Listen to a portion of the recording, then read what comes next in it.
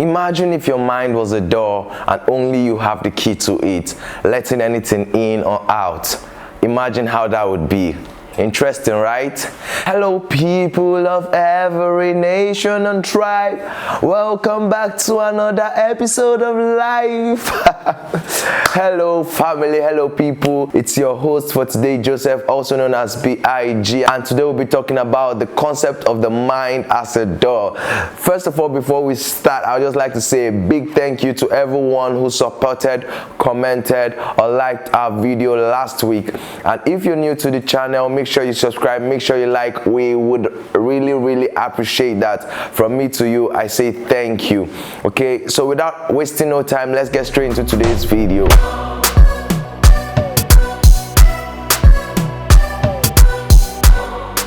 From the title of the video, you can see that we'll be talking about the concept of the mind as a door. Now, as I was on my way to visit a friend, the concept of this video entered my mind. Hold on, rewind. The concept did what? It entered my mind. So that means there is an inside and an outside of the mind. So if I'm applying my imaginative mind here, that means it's knocked. And then I looked through my door and I saw this concept. I was like, oh, this is a good concept. I think I would like to shoot it. And then I opened the door and then this concept came in. Contrary to the title of this video today, the mind is not a door, but the mind has a door which guards everything that comes in and out. What are you allowing enter your mind? Your mind is a door that only you have the key to. Of course, and the person who gave you the key, which is God. He gave you the key, so he also has it. But most times, he would not interfere with the matter of your mind except you call him to it. So you still have the willpower to decide to call him into the matter. He can, but most time he won't. Take for example a hall, which a lot of activities are going on inside the hall. The person outside can't hear it.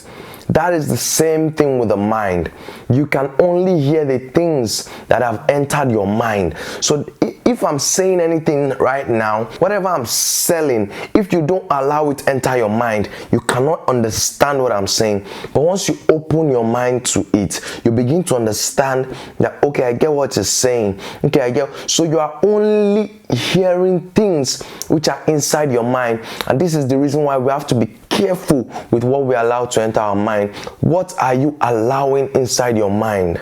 We don't want these things to be just accidental. We don't want to just leave them to chance. We want to actually have control over our mind, because what we allow enter our mind affects our daily life. It affects our activities. Your thoughts lead to your feelings, and your feelings lead to your actions. So you have to be careful of what you allow enter your mind. What are you allowing enter your mind?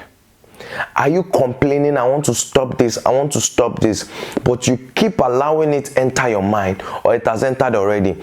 We'll be speaking about how you can remove that thing which have already entered your mind. We'll be speaking about that in today's video. The reason why spiritual things are not real to most of us, or to most of young people, most of people out there, is because you've not opened your mind to it. You've not accepted it. You've not allow that thought come into your mind. So good thoughts can be left outside and not be real to you. Meanwhile, the bad thoughts can also be let in and be real and be like that's the only thing you think about. It's all about your mind and knowing how to control it, knowing how to intentionally filter the things that come into our mind. The Bible says, guard your heart with all diligence. What that means is you should protect your heart. Unfortunately, we can't pay a security guard to do that for us. We can't pay anyone to stand in the door. We only decide how we control it. We only decide what enters and what goes out. Depending on how equipped we are, we can be able to guard that heart very well. Now, what equips us to be able to guard our heart? It is knowledge. Simple. Our next point is knowledge is the food of the heart. Knowledge is what we feed our mind to grow. Knowledge is what empowers us to filter what comes in and goes out of our mind. If we don't read, if we don't have knowledge of some things, it will be difficult for us to actually filter or guard our heart. Now let me ask you a question. Which is harder to do? To say, I'm not letting you in, stay out there. The key is with me, I'm not letting you in. Or to say, okay, come in. When you come in, then I start listening to what you're saying, and then I don't like it, and I say, okay, leave. Now, if I ask you to leave, you are already inside.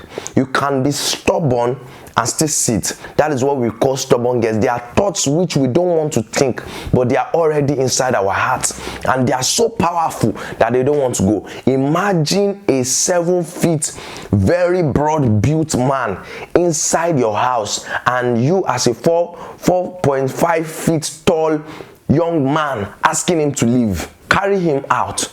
You cannot. The only thing you can do is to call the police, and we'll talk about that future in a bit, because that is the only way that thoughts can be pushed out, imagination can be pushed out, habits can be pushed out. It is only by one way that can be achieved. Most of us that have been struggling with some thoughts or some habits, it's only because we have already opened our minds to those thoughts. We have already opened it up. They've entered, they've sat down, you gave them drink, you gave them juice, you gave them food, but now they are not asking you, we would like to control this. I am saying, no, don't touch that, don't go there. But it's already in. It's late already.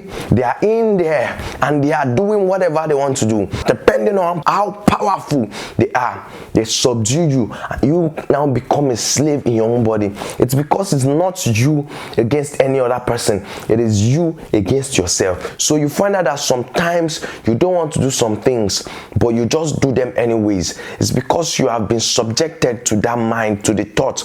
Your mind has lost its control. You have lost control of your mind. Say you're out of your senses. Have you ever heard that before? You're out. It means you have stepped out of your senses. You are no more the captain of that ship. And this can also be in a positive way.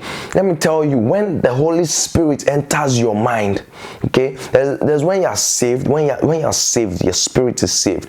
But when your soul begins to be saved, that means the control is taken over by the Holy Spirit. You will do good things even when you don't know. You will not even know why you are being nice. You will not know why you are being kind. It's not your nature. Your mind has been adopted and has been changed by the person that has taken over, only by a single choice to allow it enter.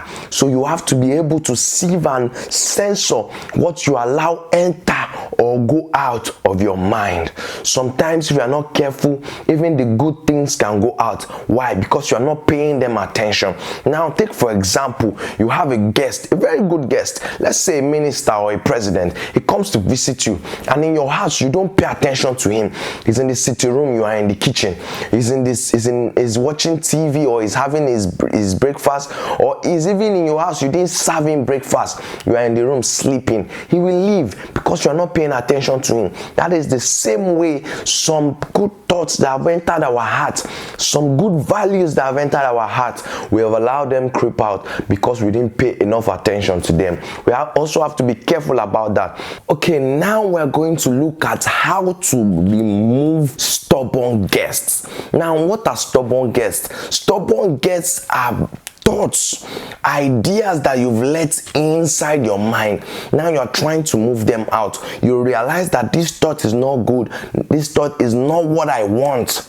As a Christian, or as a person trying to chase a goal, as a person trying to achieve something, as a student, as a young man, as a married person, this thought is not profiting me, and I want to send it out, but it's now too strong for me that you cannot just ask it to leave gently. You have to push it out because it is a strong, stubborn guest. It is what they call a stronghold. Now, how do we push it out? Let me first tell you, no matter what a thought is, no matter what power it is, you have the power to keep it out as far as it is not inside yet. Once it is inside already, the whole game has changed because it has found a place inside your house. It has built an accommodation for itself in your heart. So no matter what, whether you want to do that thing or not, you find out that you are doing it. It's because it is there. It is already inside your mind. That is why the worst thing is not knowing how the mind works, or not knowing how to control the mind, or not understanding the dynamics and the power of the mind. See, no matter what is going on right now in your life, no matter what is happening, it is happening because you allowed it in.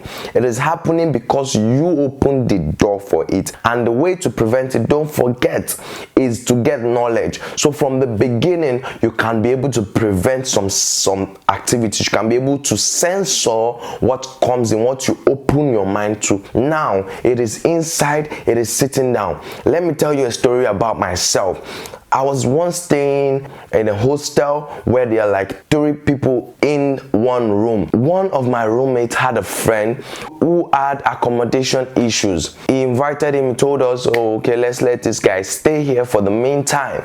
So the guy came in, the guy was staying in our room. He was supposed to stay for a few days, 1 day, 2 days. 3 days went by, he's not going anywhere. 4 days, well, like, he's not supposed to stay for a day. 1 week, 2 weeks, weeks went by, months started going by. I don't want to mention his name, but for example, let me use Jacob. So it's like, Jacob, you're supposed to have left this place by now. You're supposed to have moved out. And every day, Jacob was there, day in, day out. Tomorrow I would leave. Next tomorrow I would leave.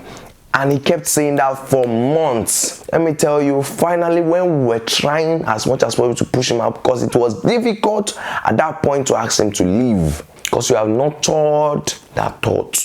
That is what happens to a lot of us.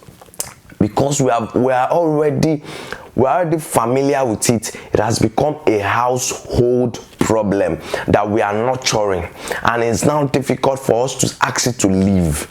Okay, let me continue my story. By the time Jacob left our room, he left with something. He took something away. He stole a property at that particular point. And before we could recover that property, before we could even do damage control, a lot of things have been damaged. And the law enforcement agency, which is the police, had to be involved in that matter.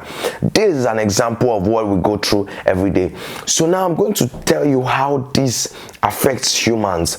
The police, the law enforcer, that is God. It is only God that can come and push out that specific thoughts, habits that have been inside our minds for so long. We have been fighting, we have been struggling to push it out. You cannot do it on your own, because it has found familiarity with you.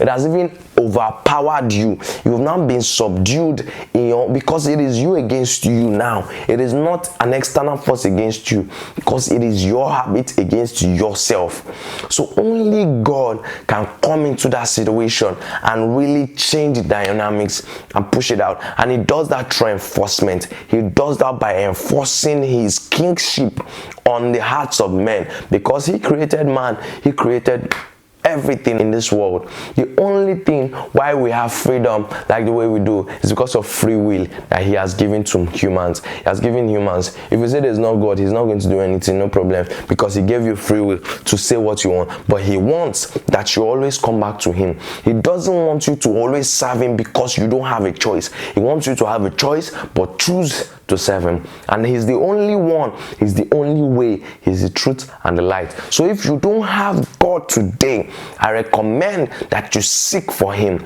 You seek for him in the Bible, you seek for him in your environment, you communicate with him. He is always there, just waiting with an open hands to receive you.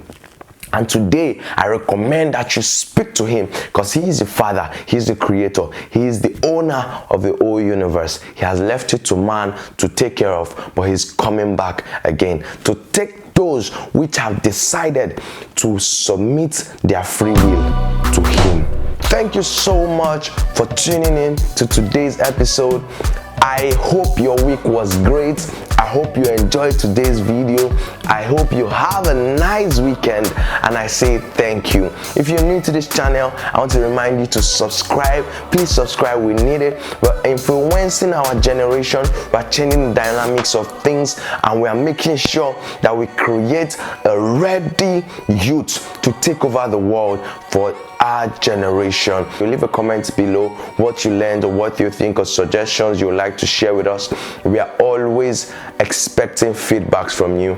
Expect an awesome video next weekend because we're working on something great. You don't want to miss it. See you next week, and goodbye.